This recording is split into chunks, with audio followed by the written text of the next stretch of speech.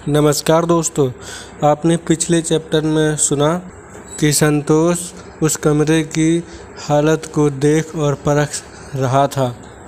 अब इस वीडियो में आप चौथे चैप्टर में डार्क हॉर्स के चौथे चैप्टर में आप आगे की कहानी सुनिए। राय साहब दूध लेकर आ चुके थे।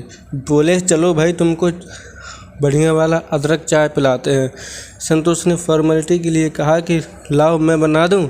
राय साहब ने मना करते हुए कहा, अरे नहीं, तुम जाओ, फ्रेश हो आओ। संतोष बाथरूम की हालत जानता था, तो उसने बाहर वॉश बेसिन में ही अपना मुंह धुला और कुर्सी पर बैठ गया। दोनों ने चाय पी। राय साहब ने संतोष से यात्रा के बारे में हालचाल पूछा कि मतलब यात्रा कैसी रही, दिल्ली कैसा लगा, ये सब वगैरह। तो संतोष ने कहा कि यात्रा तो बढ़िया ही रही, बस यहाँ का बुढ़ा लोग बड़ा हरामी टाइप है। और मेट्रो स्टेशन पर मिले उस आदमी की घटना बताई। राय साहब ने बताया कि हरामी होना उम्र निरपेक्ष होता है, मतलब हरामी होने का उम्र से कोई लेना देना नहीं होता है। कोई बच्चा भी हरामी हो सकता है तो कोई बूढ़ा भी सज्जन हो सकता है। रही बात शहर की, तो ऐसा नहीं है कि गांव में हरामी बुड्ढे नहीं होते या शहरों में सज्जन नहीं होते। हमारे नीचे वाली बिल्डिंग के अंकल जी एकदम शानदार आदमी हैं।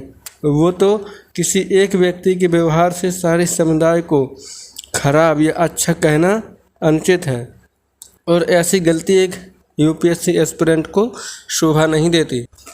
राय साहब से इतना सारा ज्ञान लेने के बाद उसे लगा कि वाकई राय साहब काफ़ी गहराई से सोचते हैं, ऐसे ही थोड़ी मेंस लिख दिए।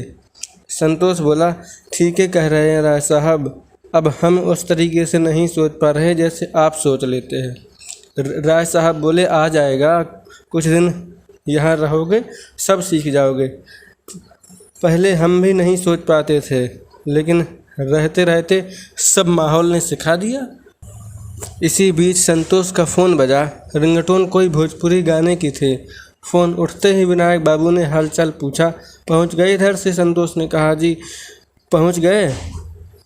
इधर से संतोष ने कहा, जी पापा। थोड़ी देर में जब फ़ोन कटा तो राय साहब बोले, ये क्या रिंगटोन लगाए हो भाई?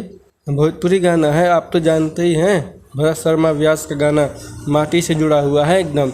संतोष ने बड़े गर्व से कहा। राय साहब बोले, आपके मोबाइल का रिंगटोन वॉलपेपर वगैरह कैसा है? इससे व्यक्तित्व का मूल्यांकन होता है, अभी बदलिए इसे, हमारे पर मिस कॉल मारिए। संतोष ने राय साहब का रिंगटोन सुना। हर घड़ी बदल रही है रूप जिंदगी। राय साहब ने कहा, देखो हमारा रिंगटोन का गाना थोड़ा फिल्मी है, लेकिन इसमें ज़िंदगी का दर्शन है। इस तरह राय साहब ने रिंगटोन बदलने की सलाह दी। संतोष ने कहा, आप ही ढूंढ दीजिए हमारे लिए भी कोई बढ़िया सा गाना। राय साहब ने स्वीकृति में सर हिलाया।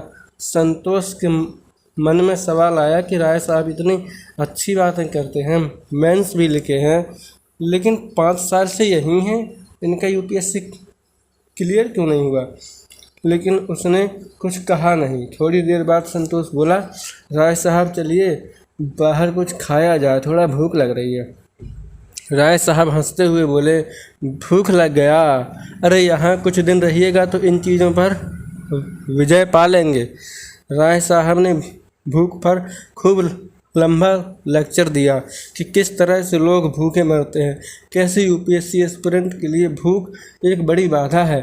और राय साहब ने संतोष को साथ में यह भी बताया कि यूपीएससी ने बाकायदा भूख के मुद्दे को अपने सिलेबस में शामिल किया है। संतोष ने सोचा, यार भूख तो कोई मुद्दा नहीं है, लेकिन फिर भी राय साहब की बात सुनकर संतोष की आंखें गीली हो गईं। उसने मन ही मन सोच लिया कि अब 2 दिन तक उपवास रखेगा। राय साहब ने समझते हुए कहा कि अभी तो आप आए हैं, आपको क्या पता कि एक एस्पिरेंट को कैसे सोचना चाहिए। चलिए फ़िलहाल टिफ़िन तो रखा ही है, और टिफ़िन उठाने लगे। संतोष ने इस बार चुप रहना ही ठीक समझा। राय साहब ने अपना ज्ञान तो बांटा ही था, साथ में अपने कुछ पैसे भी बचा लिए थे जो उन्हें संतोष के सीनियर होने के नाते उस पर खर्च करने पड़ सकते थे। चैप्टर 4 की कहानी यहीं समाप्त हुई। अब हम मिलते हैं अगली वीडियो में चैप्टर 5 के साथ। धन्यवाद।